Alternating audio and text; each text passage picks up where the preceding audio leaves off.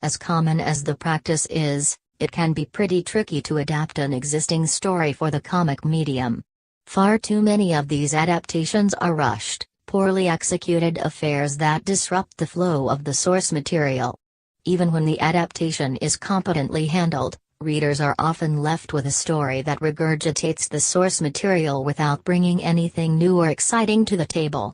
That's the case with Dark Horse's take on Neil Gaiman's American Gods. It's competent, but doesn't offer much for readers already familiar with the text. It's disappointing that P. Craig Russell couldn't accomplish more here, considering the great work he did adapting Gaiman and Yoshitaka Amano's illustrated prose story Sandman, The Dream Hunters several years ago. Sadly, this issue amounts to little more than a slavishly faithful riff on the novel's first chapter. The dialogue and narration are pretty much lifted directly from the text. Readers are introduced to main protagonist Shadow as he slogs through his final days of prison, suffers an unexpected tragedy, returns to the real world and encounters the enigmatic Mr. Wednesday. Mind you, Neil Gaiman's writing is refined enough that his words sound great regardless of form or context. This issue still succeeds in introducing Shadow, molding him into a compelling, if very mysterious, character and emphasizing the pervasive sense of apocalyptic doom propelling him along in his journey. But rarely does this issue accomplish anything with Gaiman's words that the novel doesn't do better. The text really needed to be further streamlined to suit this visual medium.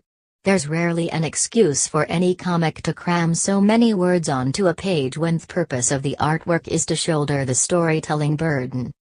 However, there are a few instances where Russell, who also serves as layout artist, and artist Scott Hampton take advantage of the medium's unique ability to convey silence. Shadow is a character who struggles to both show and feel emotion, and several sequences abandon dialogue and rely on silence to convey the emptiness in his soul. Even with Hampton providing finishes to Russell's layouts, there are times when the art in this issue comes across as loose and unfinished. Characters vary in detail and backgrounds tend to be pretty barren. To a point, all of this emphasizes the coldness of the prison setting and the approaching storm, but that doesn't change the fact that the figures don't show the emotional range needed.